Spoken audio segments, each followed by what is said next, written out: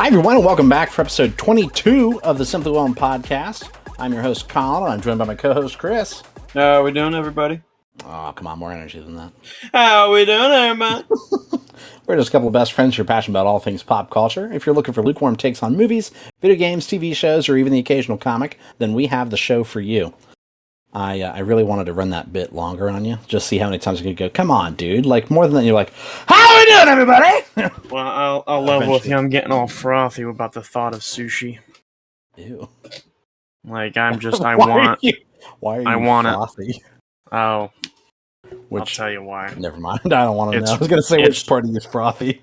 It's raw meat in my mouth, and that's just what I'm hankering for. It's like a Pavlovian Sushi, of course. Response, Sushi. Talking about sushi. Yeah, the Pavlovian response of just the taste of raw fish on your tongue.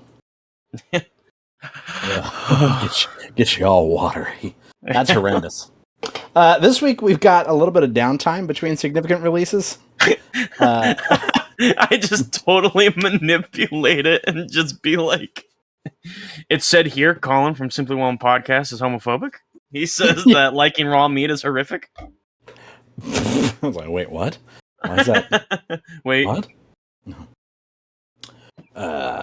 You interrupted me. Yep. Yeah, that's our whole thing. That's basically what the show is.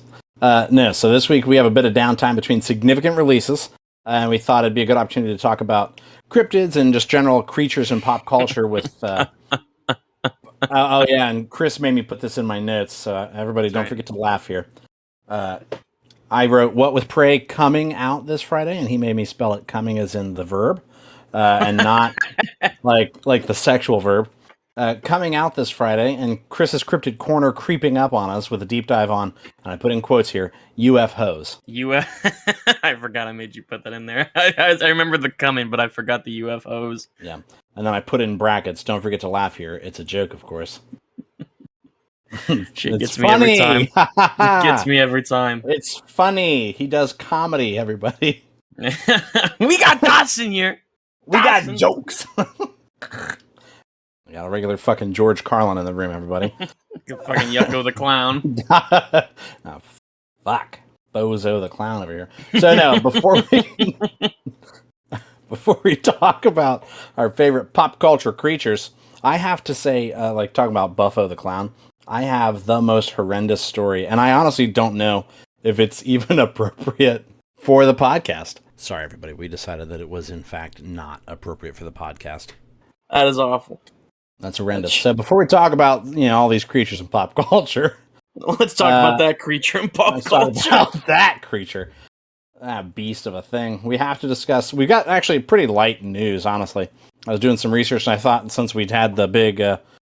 Comic-Con news last week that we'd missed some stuff, but really it's pretty uneventful. Though I do want to, this was new between me writing this and actually us getting here, really terrible breakneck turn into a segue here. Hold on, I want to pull up all the info I need here. Obviously I'll cut out the dead space here.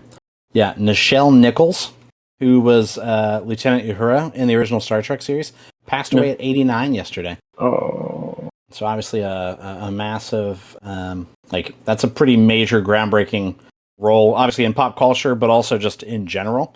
Figure that was in the mid to early 60s, and for her to be, an African-American person playing a role that is also, the character was of, high stature. Yeah. Are you sending me fucking memes while I'm talking about someone passing away? No, I'm not. Then what is this? First First of all, the fact that you're scrolling memes while we're doing the podcast, you fuck. And second of all, I'm talking about an icon dying, and you're like, here's a bird with an egg stuck. You're a monster. One, I wasn't scrolling through memes. How disrespectful. Honest to God, I had one cryptid screenshot that I was going to talk about because I found it on my phone, and I was scrolling through, and I found that, and I just got to giggling, and I had to send it to you. You're the first thing I thought of, all right? Well, now let me make you feel like a piece of shit. According to a statement from Nichols' son, Kyle Johnson, he said, last night my mother, Nichelle Nichols, succumbed to natural causes and passed away. Her light, however, like the ancient galaxies now being seen for the first time, will remain for us and future generations to enjoy, learn from, and draw inspiration. Yikes. Yeah, so. R.I.P. You piece of shit. So the Reverend Martin Luther King Jr. actually called her portrayal on the crew that it's like the first non-stereotypical role portrayed by a black woman in television history. And so even, it's strange to think about that something like Star Trek and like the Civil Rights Movement and all of that really do all coincide. Yeah, for sure. And so, yeah, she was a major, and you figure her and, oh my God, I just completely lost his name. William Shatner shared the first interracial kiss on television. So, just a really groundbreaking person. And yeah, it's obviously a terrible loss, but at 89, that's, and it's nice that it sounds like it was peaceful and she was with her family and it was natural causes. It wasn't a major, sometimes that you hear about like losing battles to cancer, and that's never, obviously a peaceful way to go. But, and a bunch of people have gone on to, share their thoughts, like George Takei, who was Sulu. He posted a touching tribute. Obviously, Zoe Saldana, who played Uhura in the new movies, posted some very nice things about her. And yeah, there's just been a bunch of people coming out talking about how much of a lovely person she was. And I know that she was one that always still went to the all the different Comic-Cons and things like that, and loved to interact with the fans. And so even at her age, she was still out interacting with the fans and didn't seem like one of those people that kind of like hates the attention she gets. You know what I mean? Right. Yeah. Like not to put it in a bad way, but like Harrison Ford, he hates. Yeah, he hates Star Wars. Yeah. Yeah. But yeah, so I think it's obviously a shame, it's a loss, but she had so much impact that it's not. She won't be forgotten or lost. Right. Are you good? Yeah. Why? Just as I'm talking about her, all I hear is you adjusting your mic. Oh, sorry. sorry. No, you're good.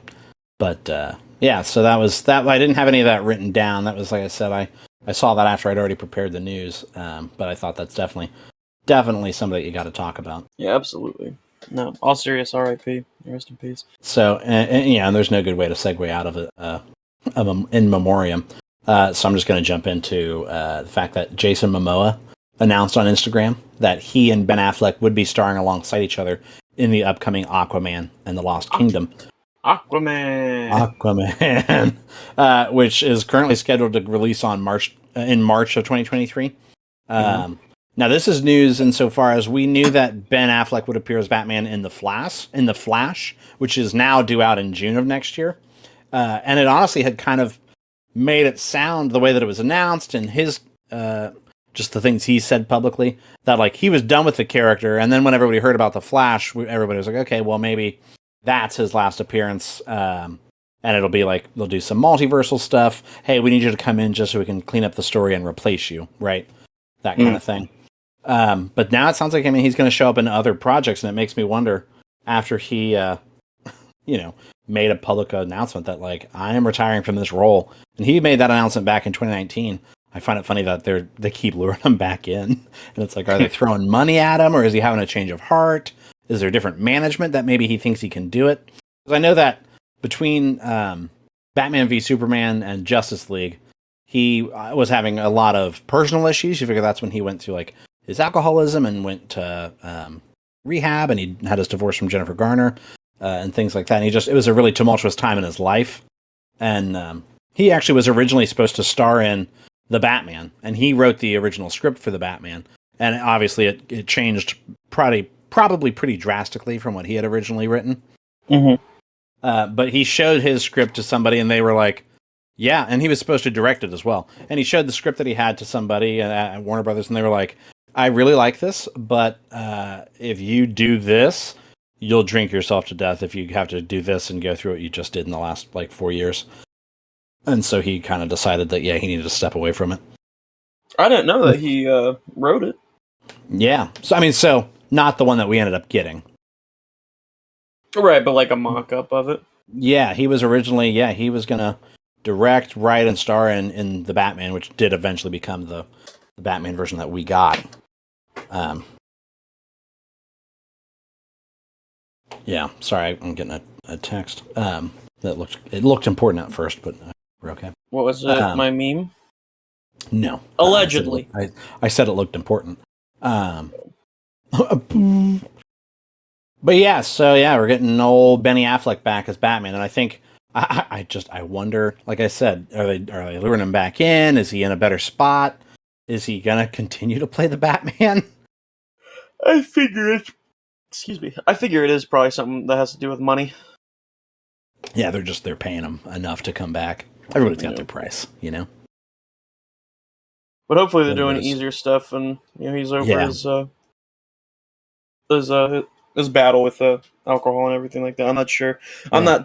I don't keep up too much on. Like celeb gossip and stuff. Yeah. Yeah. I mean, he was pretty public about the fact that he did go to rehab and all that, and he does seem to be in a better place. He and Jennifer Lopez, right, just got married. Okay. And so I think he's probably in a better place, so which is good. Yeah. But yeah, I mean, I'm interested to see it. I had more fun watching the original Aquaman than I did watching any of the other DC movies, other than maybe Wonder Woman, the original recipe. But so I mean, I'll go see Aquaman in the Lost Kingdom, especially. I didn't dislike Ben Affleck's Batman. I just disliked the movies he was in. Sure. So I'm interested to see how he interacts outside of, like, it's very barely the Snyderverse now, you know. Mm-hmm. So yeah, it'll be kind of interesting to see how he plays. And he might only be a brief role, but I do think the last thing I wanted to point out about this is that apparently the whole reason it became known is because they were caught on set by a fucking Warner Brothers tour group, like a lot tour, where you just get in a bus and get toured around like Warner Brothers studios. And like, why the fuck was it not a closed set? And like a bus tour can just roll up on Ben Affleck and Jason Momoa and just be like, "Oh yeah, you guys are fucking Batman and Aquaman, and this is the Aquaman set." I just imagine them. Oh no, we should be fine leaving this door open. Oh fuck, that's a bus. Fuck, shit. Oh Yeah. fuck, that's a bus. Damn it. And I just love the contrast between that and then to hear like somebody talk about a Marvel movie and hearing them just do tap dancing trying to avoid the fucking Disney snipers, you know? Where they're like, as soon as I make a wrong slip, I'm off. I'm done. Yeah. And then you just got fucking Warner Brothers raw dogging it, letting a tour bus roll in. They're just, fuck it! Well, what are you gonna do, you know? Yeah, you know. That's just, you know, the difference. That's what we call in the biz. The biz. That's just talking about Marvel. The Hollywood Reporter has revealed, exclusively as they put it, they got the scoop, that Avengers Kang Dynasty is going to be directed by the Shang-Chi director, Destin Daniel Cretton. Oh, okay. Yeah, so apparently in the wake of like Shang-Chi's success, Marvel and Cretton penned some sort of deal together. I didn't get a lot of details on what that deal entailed, other than that it's why we have multiple projects confirmed to be in development with him, including him co-creating that Wonder Man series that we're waiting to hear more about. Yes. And then a sequel to Shang-Chi, and then, of course, the first of the 2 Avengers films that are going to come out in 2025. Yes. And the other thing about the fact that we're getting those 2 Avengers films, the Russo brothers, who've done quite a bit for Marvel, figure they did Winter Soldier, Civil War, and then Infinity War and Endgame, they've been pretty vocal that they would like to do a Secret Wars movie. And Kevin Feige, like, came out and basically was like, yeah, they're not involved with Secret Wars. Which sucks, because I really like the Russo brothers. But also, can you believe anything that comes out of Kevin Feige's mouth at this point? And I don't mean that in a negative way. It's just his whole job is, smoke and mirrors and, misdirection, right? Yeah. So maybe the fact that he's saying that is like, are they involved? You know what I mean? Pay no mind to the man behind the mirror, behind the curtain. But yeah, so I'm kind of excited because the fucking fights in Shang-Chi are very intense, very exciting, pretty creative. He shoots action very well. And so I'm like, ooh, that'd be kind of cool to see a big scale, something like an Avengers level movie with that style of fighting included in it. Yeah. I'm going to be the first one to say it. All right. I'm very excited for all the Marvel that's about to come out. Yeah. But it also feels a little overwhelming. Yeah. Like, I feel like this is a lot. Like, I feel like it's almost going to feel like a chore to make sure I'm on it and keep up on it. Yeah. That's what I worry about too, because you figure they announced the next 3 phases basically. Well, the rest of this phase and then the next 2 phases, and it's only going to get us through 3 years. So we're basically moving at a phase a year almost. Holy shit! They've gone plaid. And you figure it took them 10 years. Yes, it took them 10 years to do the first 3 phases.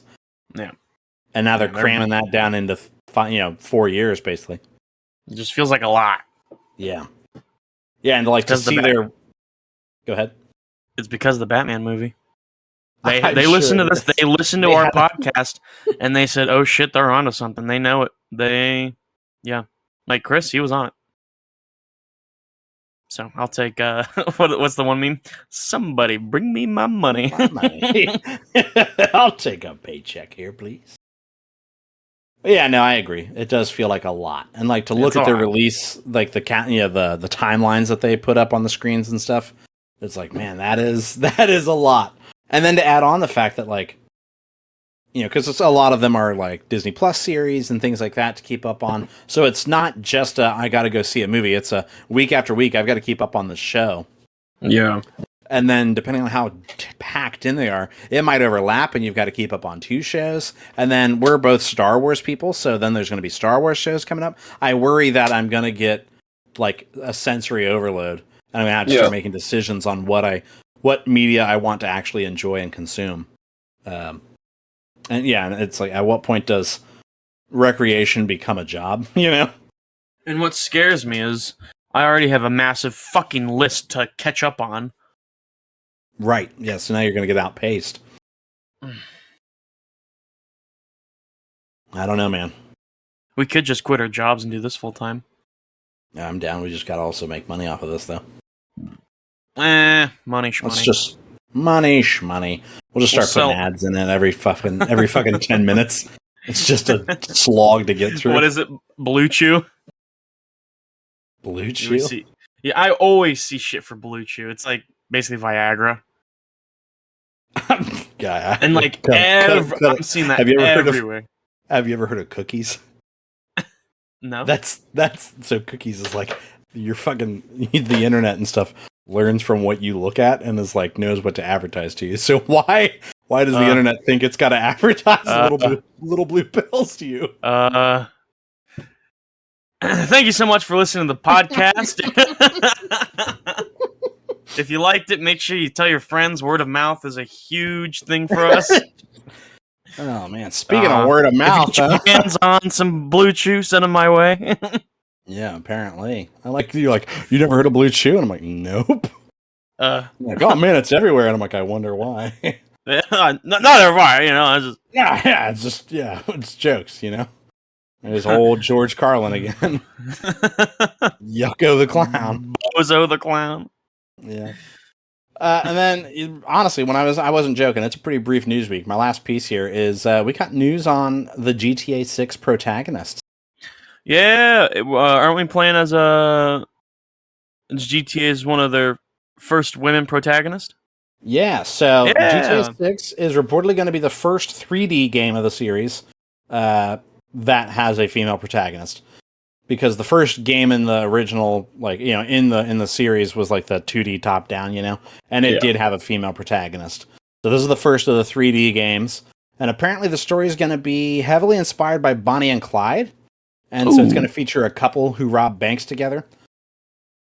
And so it sounds like from this was a report from Bloomberg on GTA what is the company? Fucking Rockstar. And they were talking about their progress on GTA 6 because it's kind of the next big thing that they're looking for out of them as a company, right? Mm-hmm. Especially with the success of GTA 5. From a money standpoint, we want to see how GTA 6 does. Well, it sounds like we're probably going to see a return of that concept of just the switching characters on the fly, kind of like we saw in GTA 5. Which I think, and I don't mind the idea of it only being 2 people, because then you get to be a little bit more fleshed out with each of them, as opposed to having to worry about fleshing out 3 characters altogether, right? And potentially skimping on any of them. You can focus on 2 of them. I did feel like I skipped a lot out on Trevor. in GTA Yeah, 5. same. I played as Franklin and Michael a lot, which sucks because Yeah. I really like Trevor's character, but no. I think a lot of Trevor was more interesting to interact with Trevor as opposed to as Trevor. Yeah. Did you just fart? No way. Because I swear to God, I heard just a. Oh, it's my chair. Like, I swear. Sure. And you just can't recreate it. Like when you try and step on the creaky floorboard, it was the floor, I swear. Uh-huh. I farted. Is that what you want to hear me say? I shit in my pants. That's something I got to talk about. Oh, Jesus. The fact that shitting your pants is like eureka. Can I finish talking about GTA 6 real quick? I suppose. All right, we'll put a pin in the poop in your pants story. So the launch version of GTA 6 is said to take place in a Miami-like city, so probably a return to Vice City. Yes. And its surrounding areas, with more missions and cities themselves being added over time. So I don't know if it's DLC or if it's like a games as a service kind of thing, where just over time they're going to add content to keep you coming back. I'm curious if they are recreating Vice City, but I also know Los Santos was like the biggest map they've ever made. So I'm curious if they're, like you were saying, they're going to add expansions to the map, or if they're just going to make everything super interactable, like all the shops on the street. Well, so that was one of the things that apparently I thought I copy pasted the quote. Basically, they said something to the effect. That's going to bother me. Hold on, I'm going to try and pull it up. But basically, that it has the most interiors of any game that they've ever made. Good. So I'd be okay with them keeping it a smaller map, but more smaller interactive. map. But yeah, exactly. If like the square footage of places I can go is higher, that'd be cool. Yeah. Kind of how they talked. I mean, granted, it didn't end up being the case, but kind of how they talked about Cyberpunk 2077. That like, yes, it was a small map relative to like some of the other open world games, but because of the sheer number of buildings that you could go into and the levels of the buildings, there is honestly quite a bit of area that you can explore. Yeah, kind of like you're saying, I would be okay with that. You know, if that was the case that they went with here. Let's see here. Is this it here? Yeah, let's see. So apparently, per the report, the game is codenamed Project Americas, due to the fact that the original plan would include huge territories based on both North and South America, but that was later scrapped in part to reduce crunch for employees.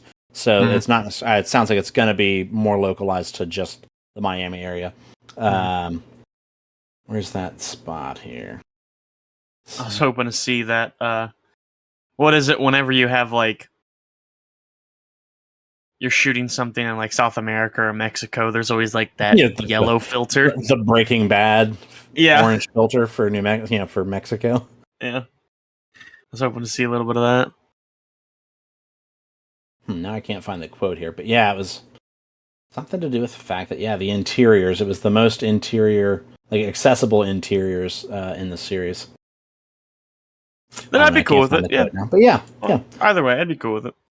And I don't mind, depending on how they do it. I don't want it to become a nickel and diming thing, but I'm okay with maybe them combining the idea of GTA Online. The fact that they slowly keep rolling out content so that you come back to keep playing the game, right? But I, as long as there's worthwhile content to come back to, and it's not like, okay, well, they keep producing stuff for this game, but it doesn't feel like I'm getting any money's worth out of it. Sure. I don't want it to become a hollow thing, because I think it's a dangerous game to play of like the games as a service.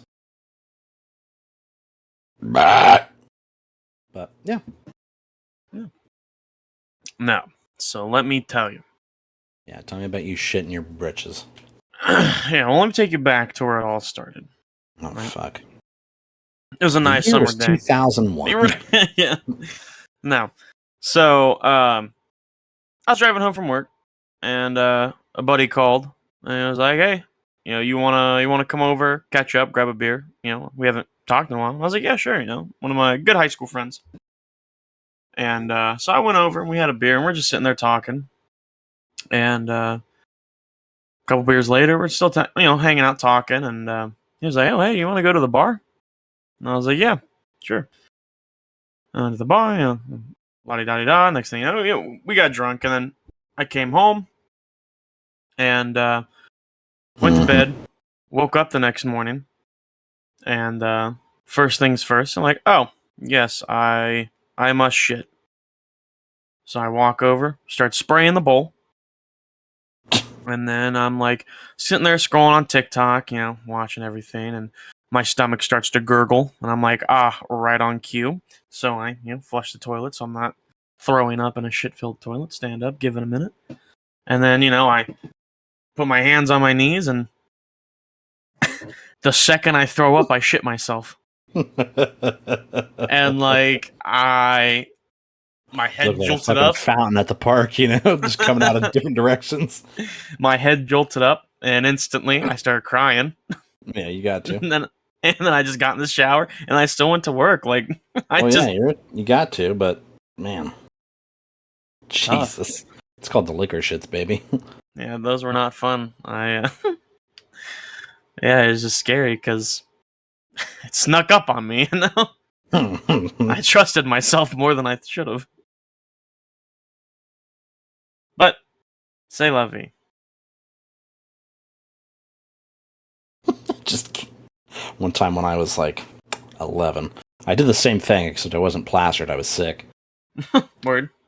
And my fucking mom left myself and my older sister alone. Like, she had to go to the tire shop or something. I don't remember. Mom had to get the oil changed or whatever. But basically, tells my sister, you're in charge of your brother. Keep an eye on. I'm sick. I should be pretty easy to manage. I'm just going to lay on the couch and be sad, right?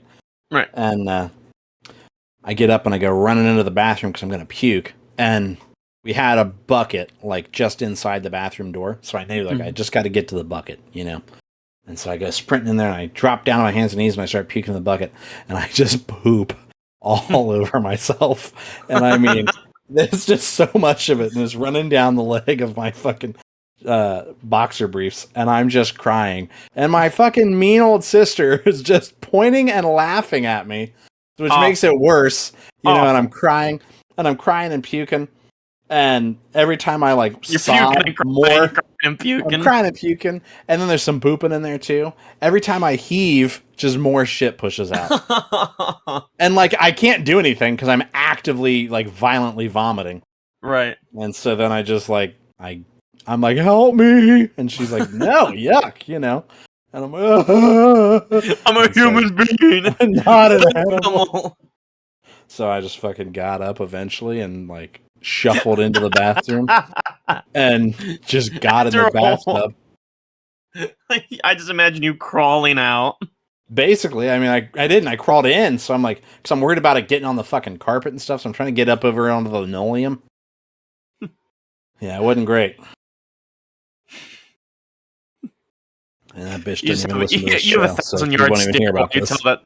You have a 1,000-yard stare while you tell this story. It's just so traumatizing. Yeah, just the wave flashback, Womble. Yeah, but who hasn't shit their pants hard like that? Liars. They haven't. Say that. Oh, but moving on. Switching gears. If you were all finished. Oh yeah, I'm set, baby. So, for the past, excuse me, allow me to take a couple steps back. Welcome back to Chris's... Hold on. You pump the brakes, my guy. We're not in Chris's Cryptid Corner yet. Well, all right. This isn't a dedication to you. We're going to talk about cryptids and creatures in pop culture, as I stated. And then you can tell us whatever you have when we get to the what you're thinking about section. All right. My apologies. I'm sorry, Charlie Murphy. I was having too much fun. Trying to hijack this son of a bitch. So, with creatures and cryptids in pop culture in mind, which is pretty a wide net that we cast on purpose. It could be a fucking internet meme, it could be a movie, it could be a TV show, it could be a video game, it could be a fucking radio show from the 30s. Yes. What you got for me? So... Oh, shit. Hold on. Let me get out of all my stuff Porn. I had pulled up. Yep. No. Blue Chew. Me? Yeah, I'm just deleting Blue Chew. I just have pictures pulled up and I'm just looking at it.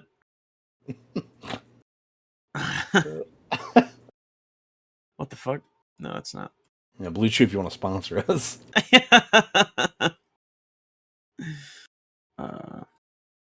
Okay. Wait a second while it loads.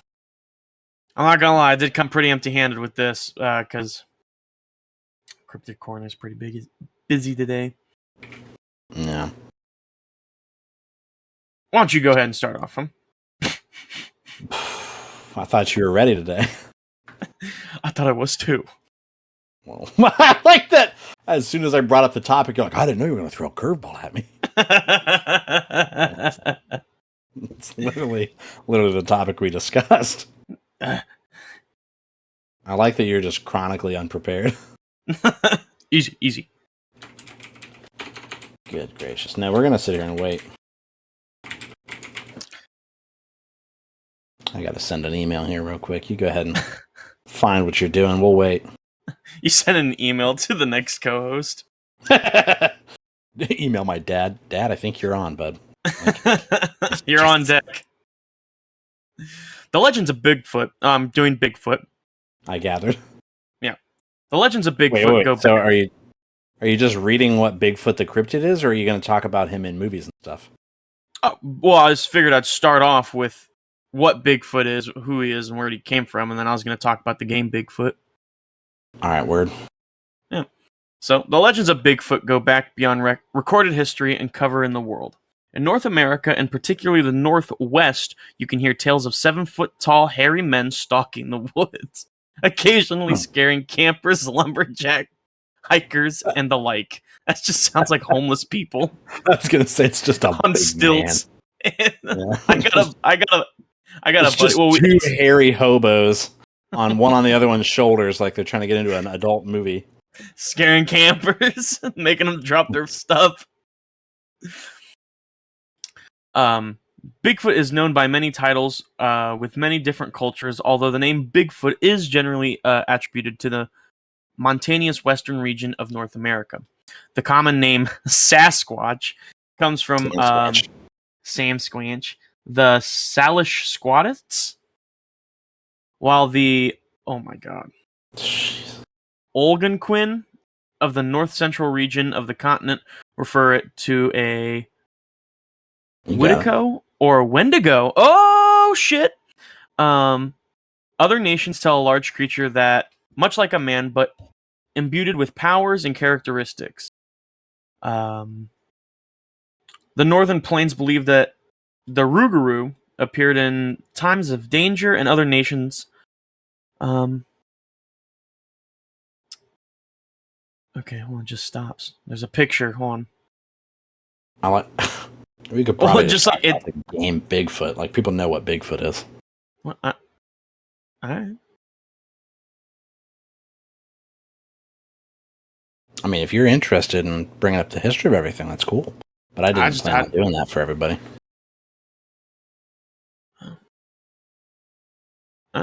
Yeah, I just figured. Let me see here. Let me pull up the video game. You just start playing the game, and you're like, all right, so I'm walking through the woods. And you just start giving us, it's not even a video, you're just giving us play-by-play. Like descriptive audio for the deaf or for the blind. I'm setting up cameras. Shit, he's got me! He's got me! Colin, where are you? No, so Finding Bigfoot is the video game. It looks like here was made back in 2017, so a little bit ago. Let's see. The directors are Dmitry and Stanislav Zinkinko? Zinkinko? No, I don't know, man. I'm trying my best, all right? Wait, so are you talking about Finding Bigfoot or the game that you and I play? The game you and I play. The game you and I play is just called Bigfoot. Oh, word. Well, it's Finding Bigfoot here has everything of what we're talking about, and it's playing videos.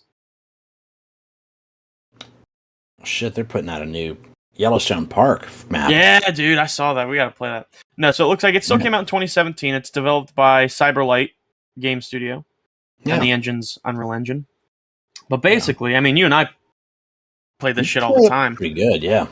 Yeah, but basically, you're playing as. You can either play as Bigfoot or as the hunter, which I'm not gonna lie, playing as the hunter is a little more fun. Yeah. But you have it's a lot more fun to have the AI play Bigfoot. Yeah. How many days do you have? I don't know that you really got a time limit. But he gets harder. But there's limited supplies. Yeah. Yeah. So the longer it goes, more aggressive. The longer it goes, the worse off you are. Yeah. But you're trying to... I'll tell you what, he's a fucking tank. He is, dude.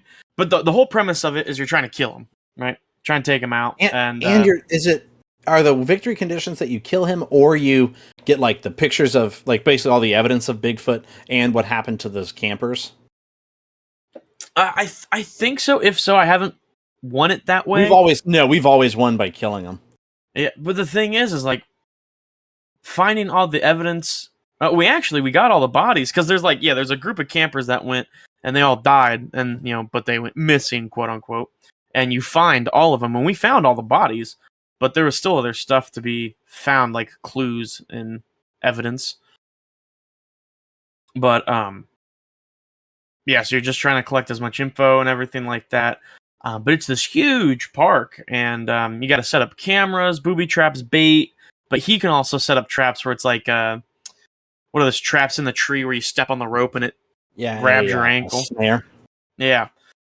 A bunch of stuff like that. But man, he will rock your shit. Yeah, it's intense. He comes stomping out of the woods all of a sudden at you, and we scream like bitches. We're swinging and running and shooting, and it's not great. But we came down to the conclusion. Go ahead. Sorry, go ahead. He can pull fucking streets, like the signs up, and just throw them at you like a spear. Yeah, yep. It gets so... It's like, it feels like a survival game where you're just walking through a big national park or whatever, and you're like, oh, here's some ammo or whatever. Because the graphics are pretty nice. And the graphics are decent, yeah. And then all of a sudden, it's just Bigfoot just beating you like a chimpanzee does with like the hammer fist, and throwing street signs at you like a spear, and you're trying to hit him with a flare gun, and you're just screaming at each other, get him, get him, get him, get him, get him, get him! You're like, what the fuck? He's on me! He's on me! Yeah. And then he just dips again, and you're like, man. Guess we just keep walking, right? Is he away? Yeah, everybody just goes, oh, all right, as we were. Yeah, are you good? You good? Medkit? No, I'm good. All right, just keep fucking walking. And it's brutal when someone dies. You've got to basically perform a ritual to get them back. Yeah, and so when they're dead for the most part. Yeah, it's so we've only done the ritual twice. Yeah, because you got to find all these things and put them on the altar, and then get your buddy's body back to the altar. And if it's just you and somebody else playing, while you're carrying him, you're defenseless. Yeah. It's hardcore. It's a lot of fun, though. And now it's only got the 2 maps, right? But now, is this Yellowstone map out now? Or is it coming out? It looks like it's a new trailer is out. But I don't know if the... Let me see, I'm pulling up my library right now. Yeah. What about you? While I'm doing this, which one do you got? So I was going to talk about the Bigfoot game as well. So you kind of took one off my plate, which is fine. But also thinking about Bigfoot in video games, Bigfoot in Red Dead. Oh yeah, I've never seen him, but so I remember hearing about that. He's in Undead Nightmare for the first Red Dead. Well, I say Red Dead Redemption as opposed to Red Dead Revolver, but yeah. So. And the whole thing turns out that he wants you to kill him because his whole species has been hunted and is gone, and he's just sad that he's the last one alive. And you're like, Jesus, I feel bad, yeah. And so it's killing him just wipes out a species, but leaving him alive is oh man, I don't know what the right choice is here. Because you originally go off hunting him, and then you find out that he can speak and is like sentient. The Yellowstone Park is not out yet. It is just those 2 maps. I gotcha. Okay, But the so trailer, like a winter park, and then like a run of the mill. redwood. Yeah, the redwood.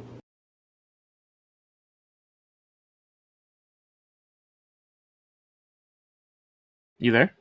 Yeah, sorry. My computer's acting odd and making me very nervous. Sorry. Okay, it seems to be working fine now. Not in the middle of recording. Not again. Not like this. So I've got the Wendigos from Until Dawn. Oh, yeah. That was a really good game. You're the one who introduced me to that game. Yeah. So Until Dawn's basically, for people that don't know, it's like basically take a teen horror movie of like, a cabin in the woods and something spooky happens, and all these high schoolers who are horny and drunk and whatever have to like survive. And you've got all the archetypes of like the jock and the nerd and the quote unquote slutty one, and like the main character girl, like the final girl, like from a slasher movie and things like that. And it's a really fun game, and the whole premise is like you play as different characters at different points. And if they die, the game just keeps going, and that's just part of your story, right? And the spoiler alert for this game that's like 5 years old now. The whole thing, it turns out to not be a slasher. It's actually a monster movie or game, and you're being chased and killed and hunted by Wendigos. Mm-hmm. Up in the mountains. And Chris, since you're our local cryptid specialist, what are Wendigos? Shit. Got it pulled up there? No, I don't. Fuck! Just I accidentally hit cap lock, and it's just Wendigo. Wendigos! Wendigo is a mythological creature or evil spirit which originates from the folklore of Plains and the Great Lakes natives, as well as some of the First Nations. It's an evil spirit. It says they just hunt people. It's a symbol, but they're a symbol of danger and of selfishness. Yeah. And they possess the ability to mimic. Is that correct? Let me see here. Let me fact check this, huh? Yeah, pull that up. Jamie, pull it up. That is correct. Yeah, they can mimic voices. But yeah, so they're pretty scary in that game, and then it's a PlayStation. Is it a PlayStation exclusive Until Dawn? I believe it is. It's either a PlayStation exclusive or it's only on PlayStation and computer. I don't know. It might be on Steam. I don't recall though. But it has sections where like you have to hold the controller perfectly still, and there's the whole final section is like just several checks on that, and you're like, my God, this is scary. And like I tried the sheet of like just set it on the coffee table, but they make the controller vibrate, and so then it bounces it around. It's so fucking fucks you. Yeah. That's what I did, and that's how I killed 3 people by accident. And I was like, well, fuck this. Well, fuck. Yeah. But no, it's really good, and they make the Wendigos very scary. Yeah. Good God. What's your next one there? Oh, well, first I was going to say, because what I'm looking at about Wendigos, they come in very different shapes and looks, I guess. Yeah, different depictions. But the one from Until Dawn was kind of like Gollum. Yeah. Except more lengthy. Did you play the Resident Evil games? The only one I've played was Village? No, I played one before that. Biohazard? Yeah, it could have been. Resident Evil 7, where you're in like the swampy house. Yeah, I played that one. That was pretty good. First-person shooter. Yeah, I thought it was pretty good. Yeah, so then this will be lost on you, but there's some people that might know this. There's an enemy type in some of the original Resident Evil called lickers, and they're very liquor. Yeah, Li. Yeah, it's because their tongues are like razor sharp, and they whip you with them. Hold on, I'm gonna pull up a picture of one. I'm gonna send it to you. You'll go, liquor. I barely know her. This picture kind of sexy. Easy. Well,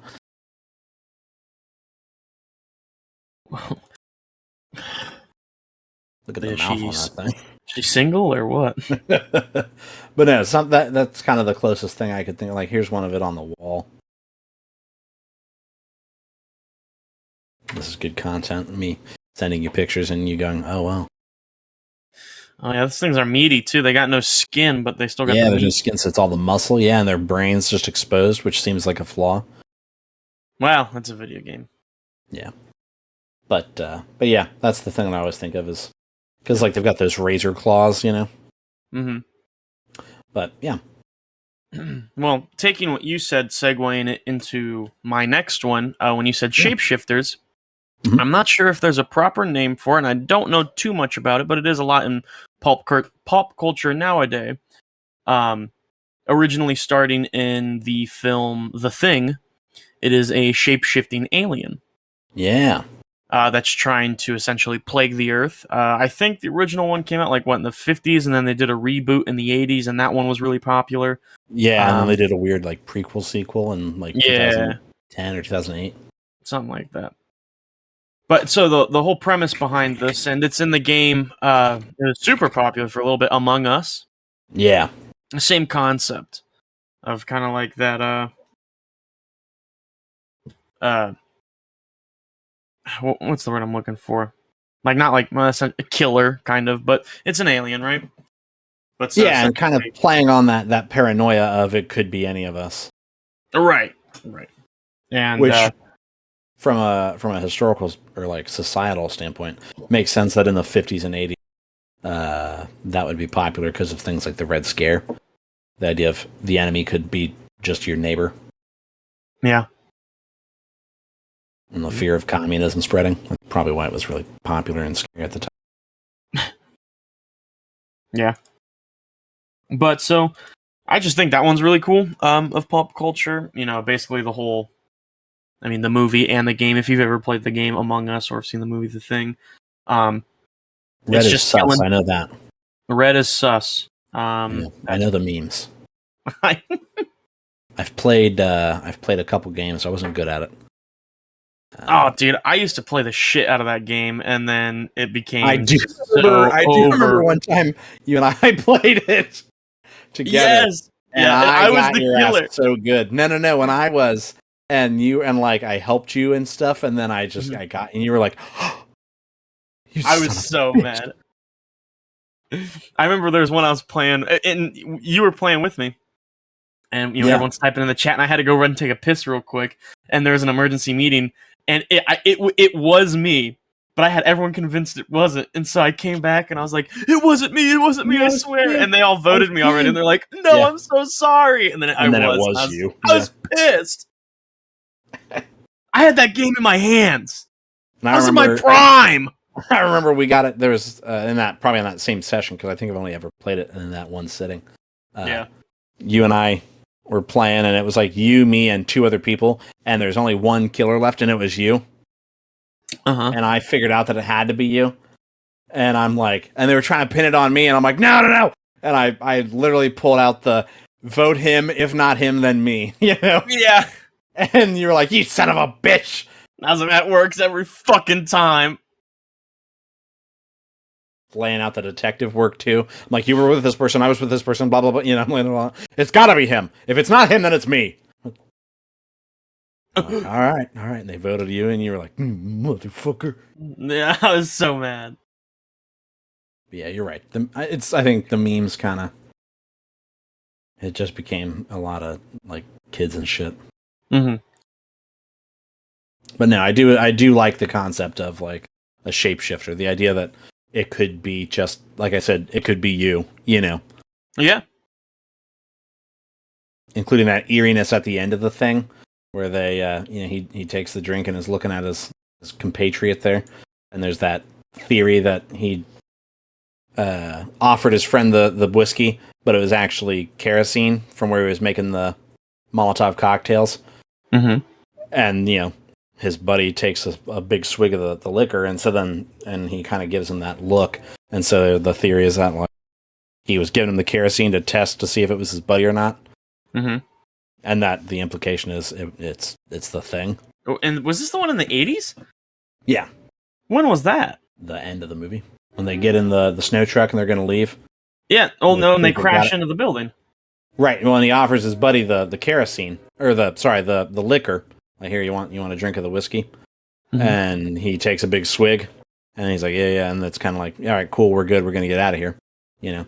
And they're like, I can't think of the actor's name. Kurt Russell.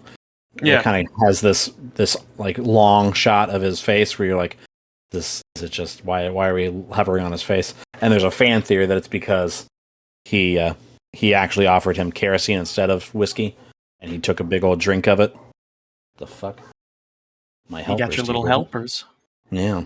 And so yeah, the theory is that it was actually kerosene, and since the thing just took a big old swig of the kerosene, it was like, whiskey, yum. He now knows that it's actually the thing. I didn't know that. Yeah. Obviously, I mean, it's just a fan theory. Sure. That's just a theory. It's just a theory. A fan theory. These fucking dogs are losing their mind. I gotta see what's going on down there. Give me a moment. Alright, cut the shit. I don't know what we were talking about, but I really hope that mailman didn't, because the dogs got him. Are you there? Chris? Oh. You got your headphones on now, Bo? Chris? There we go. My headphone turned off. Jeez, Pete. Did you hear what I was saying? No. No. I said I'm back. I don't remember what we were talking about, but I hope that mailman didn't have a family because the dogs got him. Whoa. He seemed pretty old, so hopefully his family forgot about him already. That's what we can hope. No, we were talking about Bigfoot, weren't we? Or were we on to something else? What did you have after I talked about Wendigos? Yeah. So what I was going to talk about, that cryptid that... Oh, we talked about the thing. We were on the thing. That's what it was. Yeah. Yurt. And so now it's actually my turn. Oh, yeah, all right. Because you talked about shape-shifting aliens, yeah. That's fine. I like that I completely blanked on Among Us. Like, just that whole bit about the thing was gone for a minute. I'm really shooken. I've been shooketh by witnessing a hardcore dog mauling. So, I was thinking about the Mothman, which, when I look up, like, Mothman movies, it really just brings up the Mothman prophecy, which has almost nothing to do with the Mothman. You don't really see him in it. It just follows, like, an author who happens to be, like, on the bridge when it collapses, and just the weird sightings and stuff leading up to the Mothman prophecy. Like, the whole idea of, dude, this Mothman just fucking rolled up and was like, by the by, that bridge is gonna fucking collapse. And then he dipped. And then the bridge collapsed. Yeah. But the one that did come to mind when I thought about the Mothman was, oddly enough, Fallout 76. Yeah. He was in it a lot. Like, yeah, between the cult that's in Point Pleasant, and then obviously you can summon Mothman himself. And he's literally just a big moth. Like, he doesn't really look like the Mothman, like the statue in Point Pleasant. He's just a really big moth. Yeah, he kind of has like a little hunch, but that's about it. Yeah.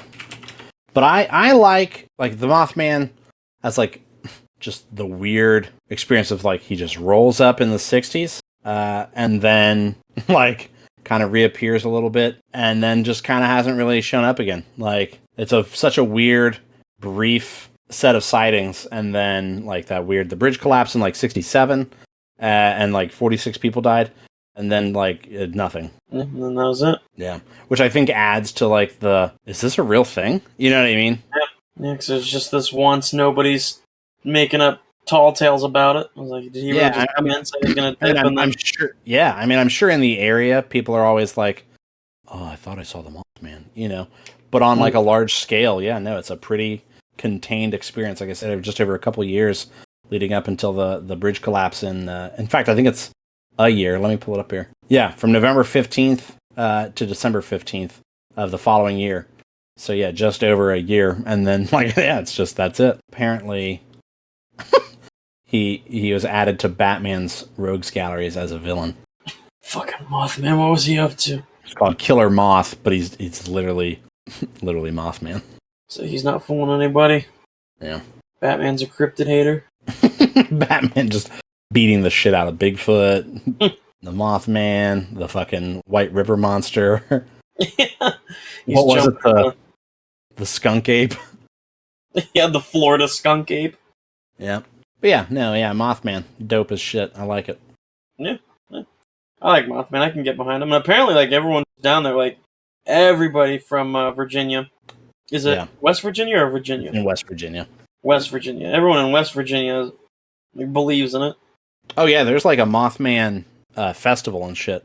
Yeah, in Point and it's just like, yeah, it's just like a thing that happens. It's like, oh yeah, it's the moth. Like, what do you mean? Of course it's real. Yeah, come on. So. He's almost like a folk, not a hero necessarily, but people think that, you know, it wasn't a malicious thing. He didn't make the bridge collapse. He was trying to warn people that the bridge was going to collapse. Yeah. And so there, people are like, he's a helper. He's a hero. Yeah. But what do you got after that? So after that, another cryptid creature-ish I have that plays a lot in pop culture is Krampus. Yeah. Yeah. So for those who don't know, Krampus is a goat-like demon from mythology dating back in Germany, who often showed up during the Christmas season to punish bad kids. He's basically bad Santa. He's bad Santa. He shows up in the 2015 movie Krampus. He also shows up in a bunch of other stuff. But the 2015 film is really kind of what I wanted to touch on. Yeah. Because he looks fucking terrifying in that movie. Yeah, he does. Like, they kind of give him more of a Santa-ish look with, like, the red robe on the white beard. But he has, like, horns and this hood, and he has this huge hunch on him, and he's got, like, those evil hands that are just by his chest. He's got hooves for feet. Because he's goat. But, I mean, I remember that movie was kind of silly. Like, the movie wasn't too scary. But I remember the scenes where Krampus was in there gave me the willies. Yeah, it's a weird, like, almost a horror comedy. Yeah, because there were parts I was like, that's spooky. Yeah. But, and like, everybody fucking dies. Well, they all come back at the end, but... Not really, they're inside the snow globe. Oh, that's right. Yeah. On his shelf. Yeah. But yeah, shit like that's terrifying. Like, I couldn't tell you why. Like, I don't fuck with it. Anything demon? Like, I don't. I was gonna ask if you got kidnapped by a mall Santa Claus one time, and that's why. Listen. You're like, I didn't think you were gonna bring. What happens in 06 stays in 06. All right, we don't talk about it. I thought you agreed that you would on there. No, but like, I lied. I lied. A lot of my friends here back in high school, we used to always do like fucking ghost hunting. Right, we'd go to old spooky places. Yeah. And it was a lot of fun, don't get me wrong, but there were some points where I'd start sweating. I'm like, all right, this is getting scary. It's getting kind of scary, man. But I didn't want to seem like a bitch, so, Right, yes, you hung out. I pushed through, but man, yeah, I went home and my knees were shaking. So I got to sit down for a little bit. Is there anybody here with us? Get out. And you're just sprinting down the steps. Yeah, I don't fuck around with that kind of stuff, man. Bad juju. A Ouija board? I won't ever touch one. Yeah, Hasbro is straight in contact with the other world, Yeah, straight up. Straight up. I want to talk about, and we're starting to stretch the boundaries of like what a cryptid is. Yes. Fucking. I like. What did you think I was going to bring up? I don't know why, and this is going to be awful. And if we got to cut it, that's okay. Okay. Unfortunately, we decided that this had to be cut. Whoa. I like that energy. Keep it coming. Keep it coming. Don't be afraid to make edits, So, what is it? You'll miss 100% of the shots you don't take, right? That's right. But no, Slender Man is what I was going to talk about. So, obviously, Slender Man's not necessarily a cryptid. He's technically a creepypasta.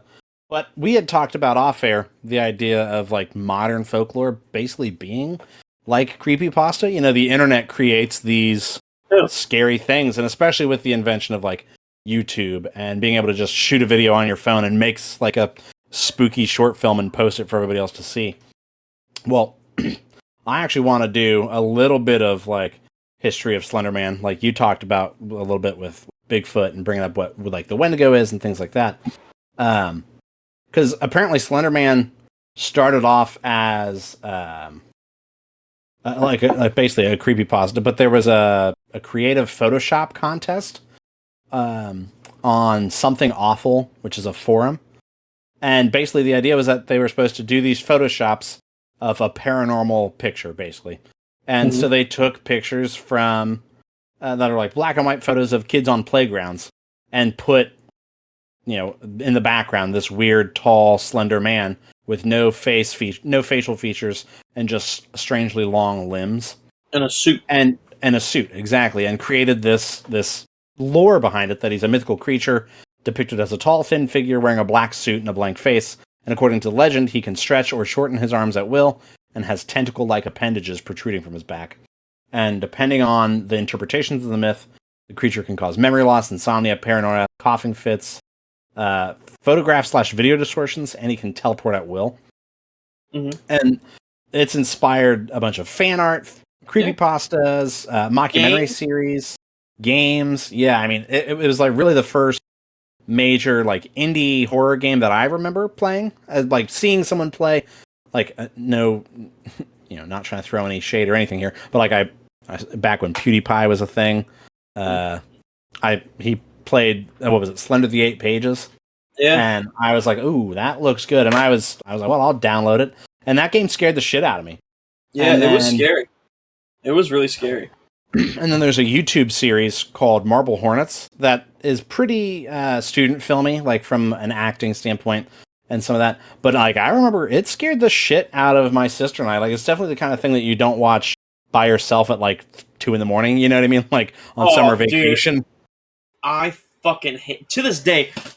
I'm a grown ass man, and I will still, if I can't watch scary movies at like super nighttime or anything like that. Yeah, when you're by yourself and you just get in your own head. Yeah, paranormal. Fuck, I'm done.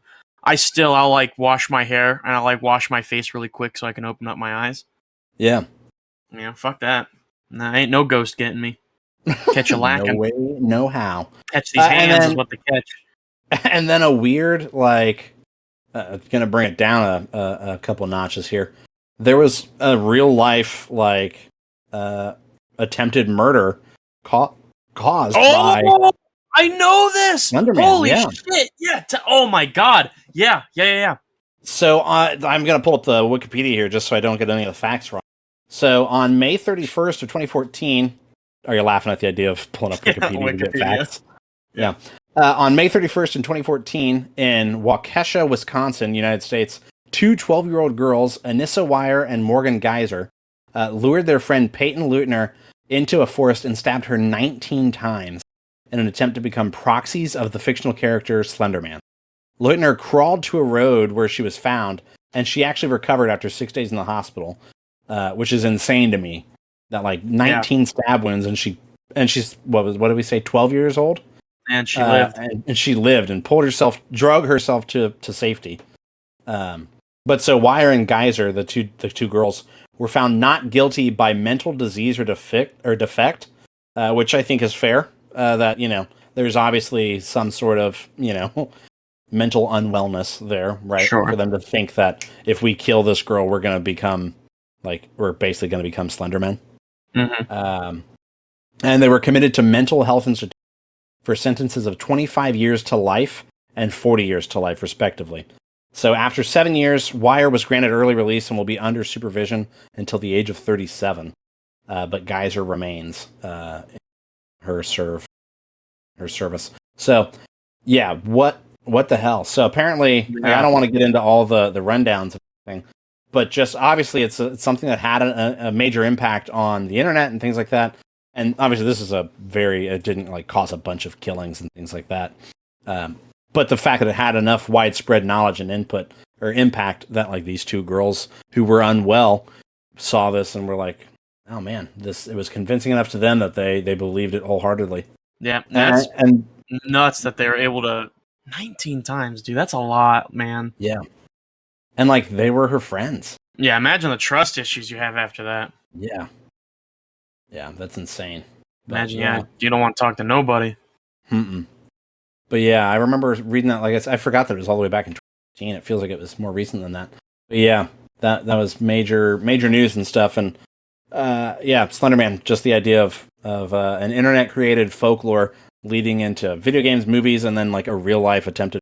What impact? Yeah. You got any more? Or you think you want to head into your what you're thinking about? There was one I wanted to go off of that you talked about, but I can't remember it. Was it Siren Head? Oh, no. But it was still part of Creepypasta. Yeah. The one that like really stuck out to me that I found fascinating, per Cryptid Corner, naturally I'm big into like government conspiracies. Now, do I believe all of them? That's where it gets wishy-washy, but I still think they're interesting to read. Yeah. But there is a creepypasta that I'm not gonna lie. I if someone came out and said like, you know what, I think this is real, I'd probably believe it. Back in like the 1940s during World War II, Russia had captured 3 enemies, and they kept them in this chamber where they're trying experimental gases, right? Not the fart. Right, yeah, they're not just shitting on you. But this gas that they were trying out was they're going to give to their soldiers to see. Essentially, it's to prevent them from sleeping. Yeah. So that, when the enemy is sleeping, They're not. Russia's not. They're still up and very active. Right. So they're testing everything, and they tell them, you guys will be in here for I think it was 10 days, right, with this gas, and then they'll release them and let them go home. Yeah.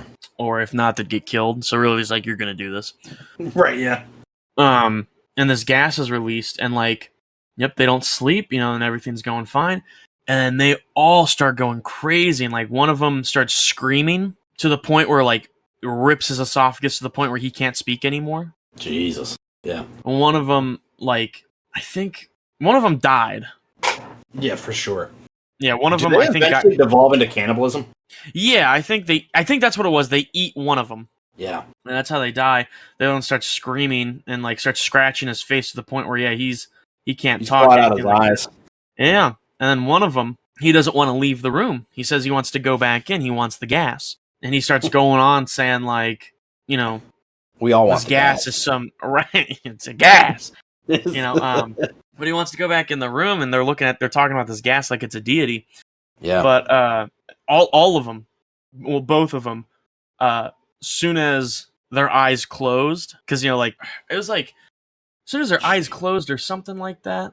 What? Yeah, you've got this retelling is riveting. I got to tell you. Thank you. Yeah. No. Yeah, I think you're right. out. Yeah, I think you're on the right path. Yeah, it was when as soon as they closed their eyes, they died. Yeah. Yeah, the first time they closed their eyes, they died. Both their hearts stopped. And I was just like, holy shit. Gone. But I mean, gone. That I don't think that sounds too far-fetched, especially for governments. Right. Especially during that time, they were doing ungodly things. So, I mean, that doesn't, if I read that, and I could probably believe something like that. I could buy it. But that was the only one I had left. Yeah. So I'll mention one, but it's a super recent thing, and so it's not like Slender Man where it's got a bunch of things made off of it. But literally for the weekend game jams where it's an indie game development competition basically. Somebody created a creature called a Siren Head.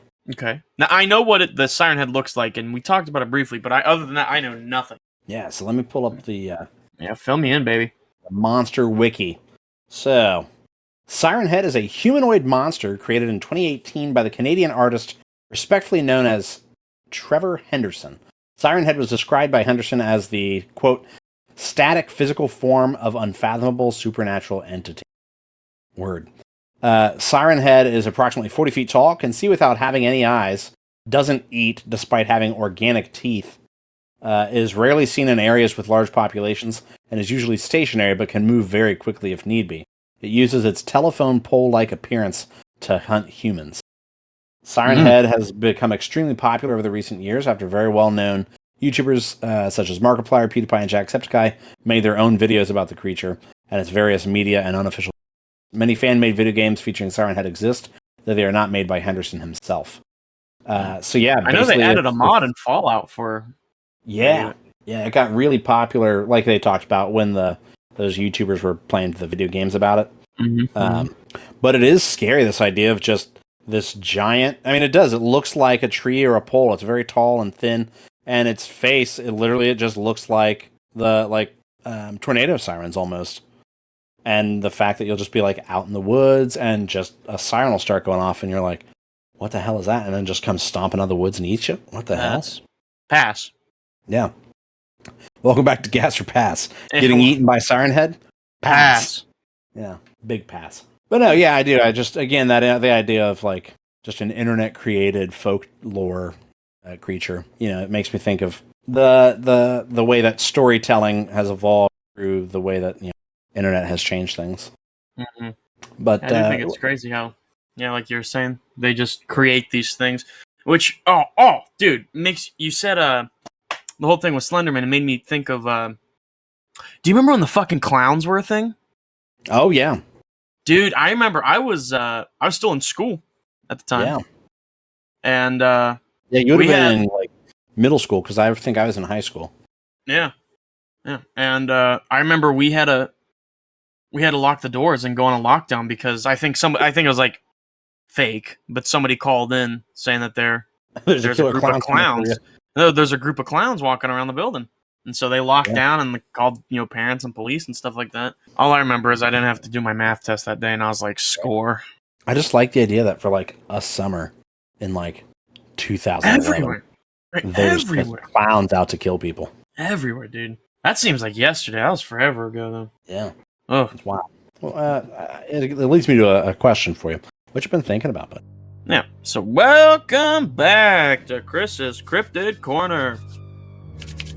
All right, people. It's what you've been waiting for, cocksuckers. Wake up. It's all over. So, for, if you're new and you haven't listened to the old couple episodes, I've been talking about just doing a huge deep dive about aliens. And it was supposed to be last week, but I needed a little bit more time. But finally, it's here. It's now. It's fucking loud. It's gas. Easy. So, I'll start off with talking about mainly two of the species of alien that I'll be talking mostly about. The Norwegians? The Norwegians, that is correct. But the first one is going to be your common, what they call gray alien. They are extraterrestrial beings who frequently are subjects of close encounters and alien abduction claims.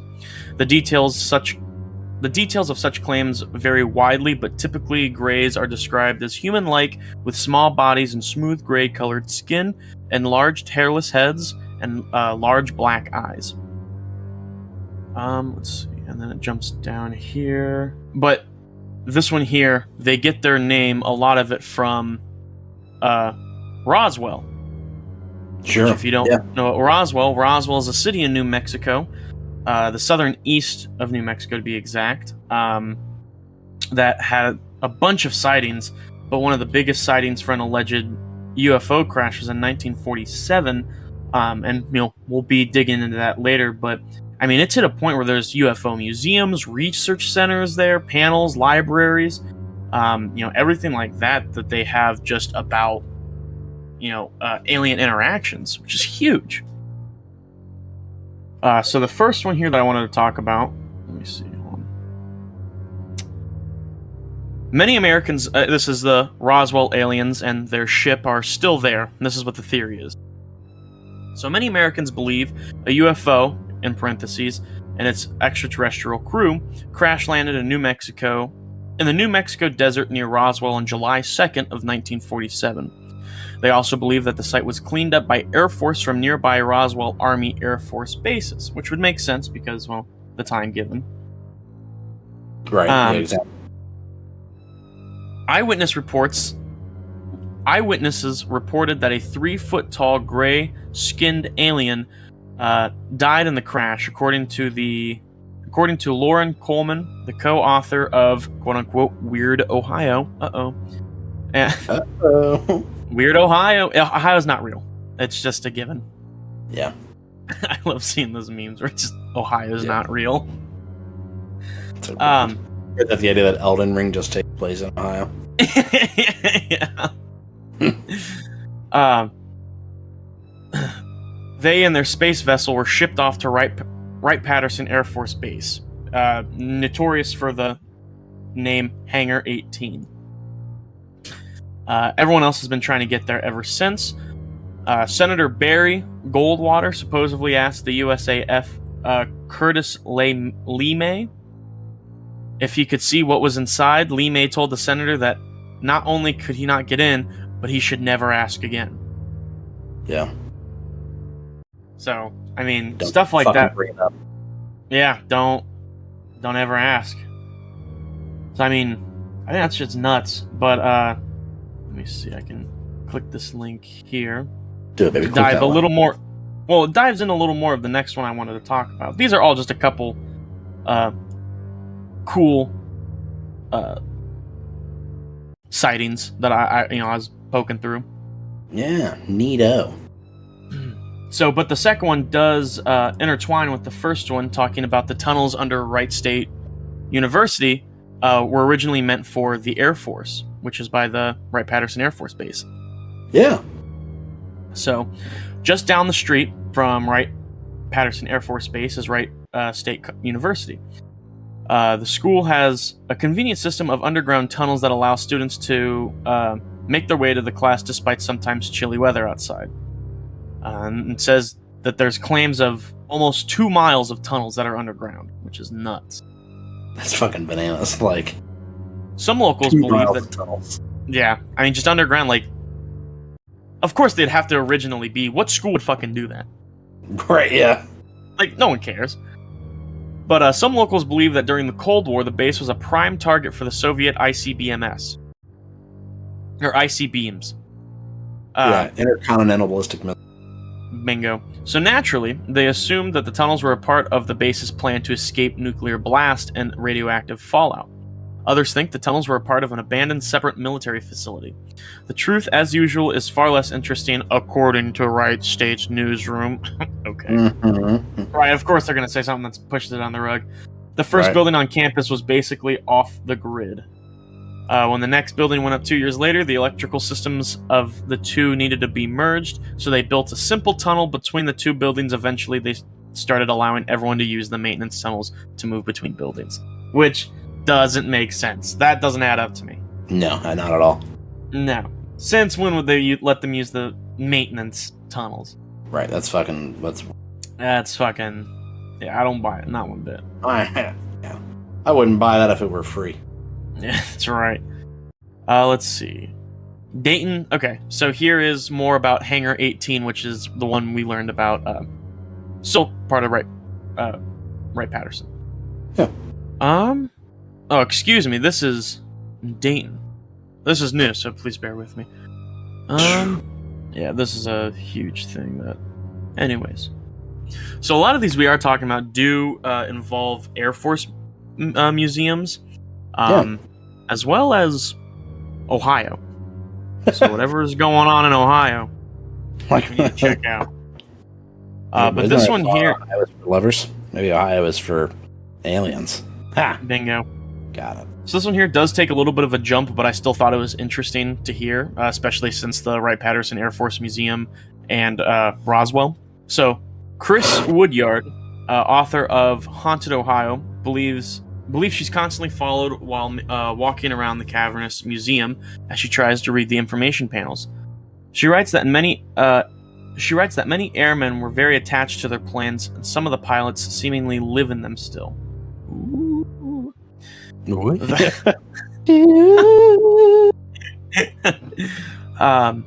The hop-along is a Skorsky UH-19B. I don't know planes that well. That would medevac troops in Korea and Vietnam. The museum staff says that they see the pilot in the seat flipping switches and trying to get home. The seat is actually still stained with that pilot's blood. And then it jumps to... Oh, there's a couple. I thought there was only one. Well, fun. there's another... It's still in the same museum. I just missed this part, I guess. A young Japanese boy is said to hang around the boxcar, the B-29, that dropped the Fat Man, the atomic bomb on Nagasaki, Japan. Atomic bomb. Stop. This is... all you hear... Hold on.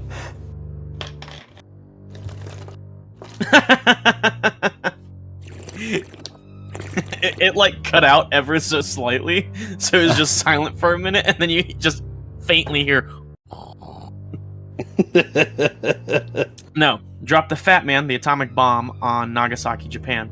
He supposedly comes out at night when very few people are around. But then it shows a picture here of the plane that dropped the bomb. And I think that's very sad. Yeah, it is. And then, let's see here.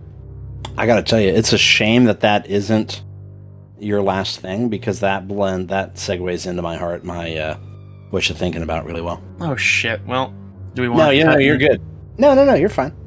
So the fifth one I have here is going to be the Air Force's engineering alien technology. And this still goes back to the Roswell crash. Okay. All right? Dude, I'm telling you, I got it. Like, I did. Like, it's all connected. Welcome to a week in the life of me. You did research. So, the Roswell crash wasn't the only extraterrestrial crash in the U.S., depending on who you ask. Some allege that there were more before 1952, and all the debris and their pilots with blue-green skin this time were all taken to Wright Pat. One of the crashes held as many as 16 alien bodies. Jesus. It says here, when there were any survivors, American medicine killed the aliens trying to save them. Cellular genetic research is supposedly conducted by the Air Force there. Another crash yielded a ship made by a lightweight material impenetrable by any earthly means. Whenever a UFO crash happens, the wreckage is sent to Wright Pat to be reverse engineered, or so the story goes. Did you say that Wright Pat was a museum as well as an airbase? There is the whole theory is, I mean, this was maybe a couple years ago. They moved. There is there's Wright Pat Air Force Museum, and then underneath there's a big theory and a conspiracy going around that there's a Wright Pat Air Force research base. Yeah, that's all underneath. Yeah, we gotta go there. Yeah, dude, we gotta make a trip. Yeah, break in. Because, where are the aliens? That's a quick way to get shot. Bingo.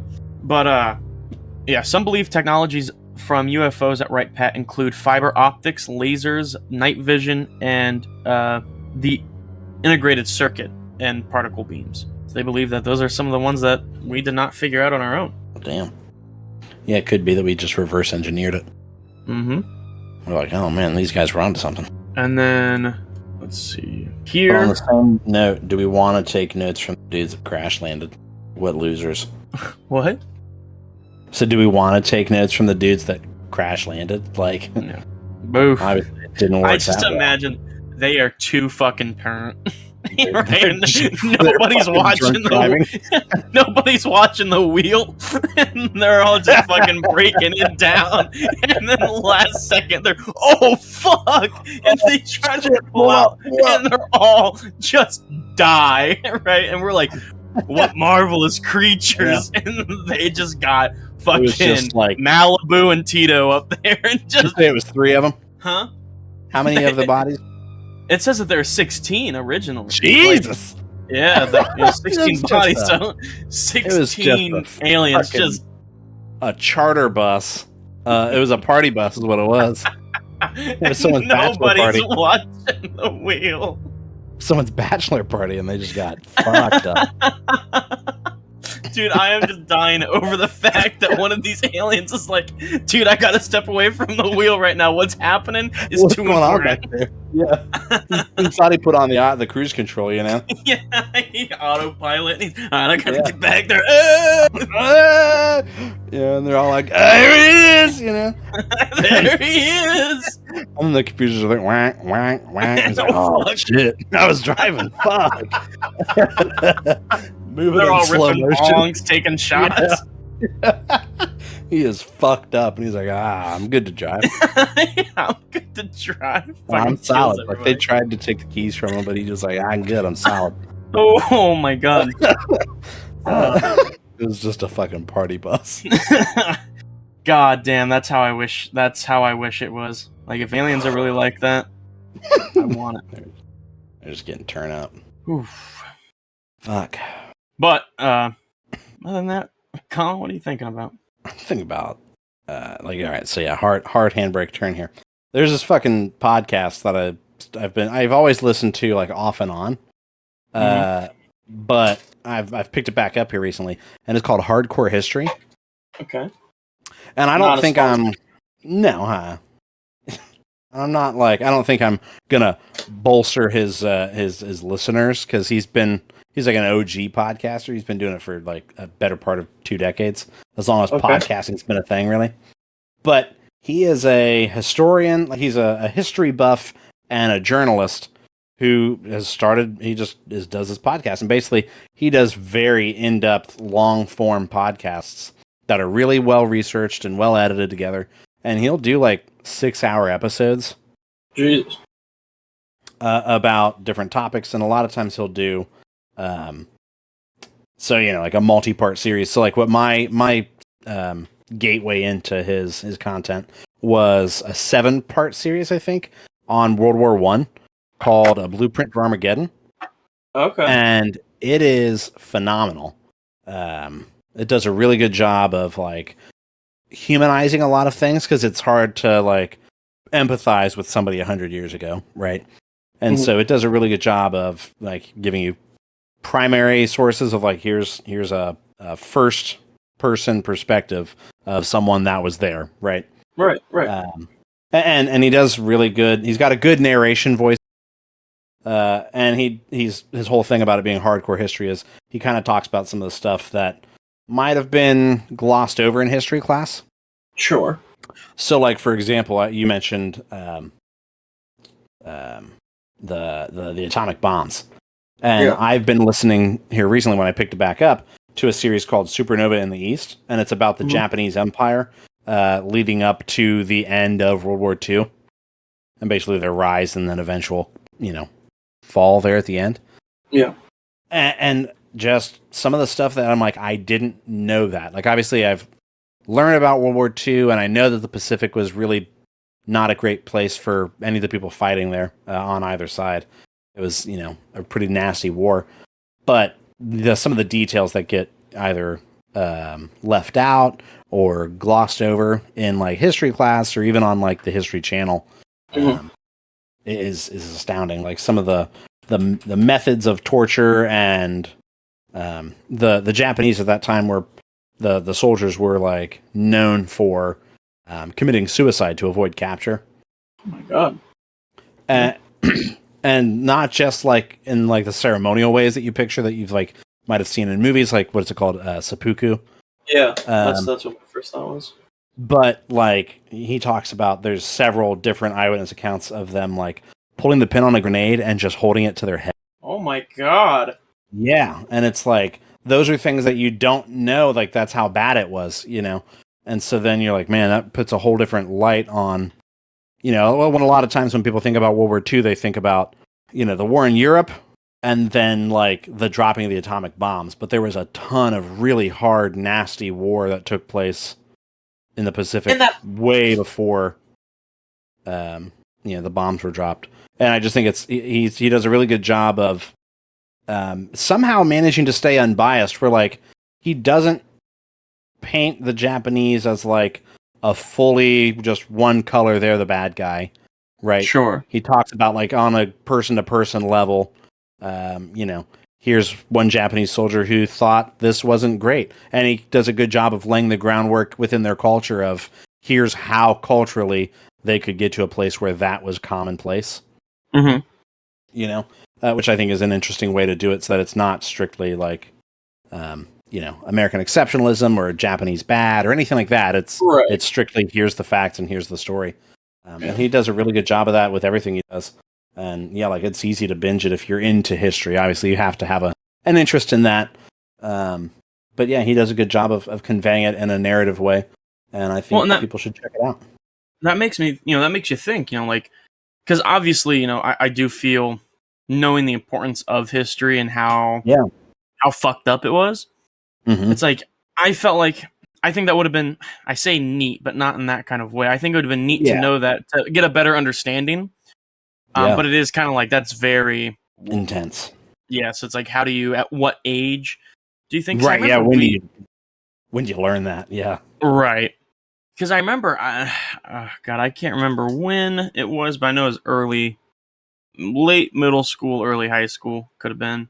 I read a book about this woman who lived in some of the camps the U.S. made for Japanese people the during internment camps. Yeah, and like Was it Farewell to Manzanar? I think so. Yeah. But that's like the only book we read about it, and I remember being fascinated because I was like, "Whoa, This happened? Wait, what? Yeah, we did this." And so, like, there still is that big, we make America look amazing. Yeah, there's a lot of blind spots in world history when it comes to, and it's not just the Americans that do it. Every country does it. Sure. Well, a lot of countries do it. Kind of glaze over some of the not as pretty things, right? Mm-hmm. Like you figure, the example I always use, I remember the Trail of Tears was like maybe a page in the history book. Mm-hmm. It kind of gets brushed over when it's basically like equivalent to a genocide. Yeah. And it's easy to just brush it away and not. Oh yeah, no, I vaguely remember learning about that in history. But Yeah, but nothing. I'm trying to think of remember any specific details, but I do remember it was. Mm-hmm. Makes you think. Yeah. In another world, I think it'd be very interesting to be a historian major. Yeah, and that's what he talked about. I've heard him talk. He's done like some interviews where he was a guest, and he's talked. His name's Dan Carlin, by the way. I don't think I mentioned that. Yeah, so if you want to look him up, it's Dan Carlin's Hardcore History. Again, not a sponsor. Not a sponsor. He's talked about the fact that he went to school for, I think, to be a historian or a journalist, whichever way it was. One of his main professors was like, if you're going to do that, you want to also like have a focus in the other. So if he went to school for journalism, I believe he went to school for journalism, and they were like, you should be a historian as well, because the way that history is written about can inform the way you write about the present and the future, which I think is a pretty interesting way to look at the world. And you can definitely tell that he has a journalistic background because he does write well. And like I said, he presents it very well, and he's got a good voice for it as well. He's a good broadcaster. But yeah, that's all I've got on that. Do you have anything you outside of your cryptids, your aliens? Lately I've been playing Uncharted. Yeah. Right. Yeah, I finally started getting back into that. I beat Stray, by the way. Oh yeah, you were telling me about that. I gotta finish that game. There's a shit ton of games I gotta play. Yeah. There's a game my buddy recommended. He actually fucking bought it me. He's a gem of a man. Called Amori, that he says it's a really interesting game. So I gotta play that. I've heard of that. I haven't played it, but I've heard of it. Yeah, I've heard it's good. Yeah. He says it's a real heart tugger. It pulls at your heartstrings a lot. So I figured that'd be a lot of fun to play. But yeah, I started replaying Uncharted, and it is, like every time I pick it up and I start playing it, I get lost in it, and I don't know, just kind of like it brings back good memories, just of like simple. It's just like I love the story. I feel like I can just get behind it, and just hold such a nostalgic feeling, and it's amazing because I can just constantly play the game over and over again, and I wouldn't get tired of it. Yeah, relive it. Because it truly is, the first, second, third, and fourth story. It all has a nice flow. I think there's not a bad game. I don't think any of them are bad. I think they're all bangers. They tie in perfectly, but still have a new story, keeping things fresh. Just not a dull moment in it, and that's why I feel like I can just, as soon as I'm done with it, wait maybe a couple months, and I feel like it's kind of like watching a movie. Yeah, that's how I feel about the show Breaking. Yeah, there's just so. I've done for a while there, I did annual watches of it. I haven't watched it in the last couple years, but yeah. But that's just what I've been thinking about. I got a bunch of games I got to play. Something was going on with my PC. It's not letting me download some certain games. It says something about storage, but it's all that Blue Chew. I'll say all those weird sites you've been going to. Strictly for Blue Chew. Yeah, but I gotta go take it somewhere, get it fixed, or I don't know. But other than that, not really. Oh shit! No, actually, there is. I bought an original Atari. Oh damn! It's an OG. Wood paneling and everything. Yeah, wood paneling and everything, and the games I got for it were Pac-Man. Okay. Shit, hold on. Let me. Jeez. Wouldn't it be nice? Okay. So I got Pac-Man, Kangaroo, Atlantis, Star Master, and Space Invaders. Space Invaders. Dude, oh yeah, all the OG games. OG. How many times do you think we could say OG? OG. OG golly. But no, so yeah, I got my hands on one of those. I'm excited to set it up and everything like that, and I have to get the correct HDMI cord for it. My dog is coming down to say hello. Howdy. I got something you would be excited to on. What? My penis. Whoa. Anyways. Yeah, that's too aggressive. Apologize. But yeah, that's all I've really been thinking about. Hold on. Well, again, we want to thank you guys so much for your support. If you enjoyed this episode, be sure to give it a great review. Tell your friends about it. Share it on social media. Like you joked about earlier when you tried to do my outro. When you realized you were watching a lot of stuff you should. Word of mouth can be one of the biggest endorsements. Chris, if people want to get in touch with us, give us some feedback, ask us questions, send us links to stuff we shouldn't be clicking on. How would they do that? Of course, you can. You can always reach out to us. Our YouTube is Simply Whelmed Podcast. Our Facebook and Instagram is Simply Whelmed Podcast. Our Twitter handle is whelmed_simply. And then our email is, of course, simplywhelmedmailbag@gmail.com. You fucking said simply whelmed. What a loser.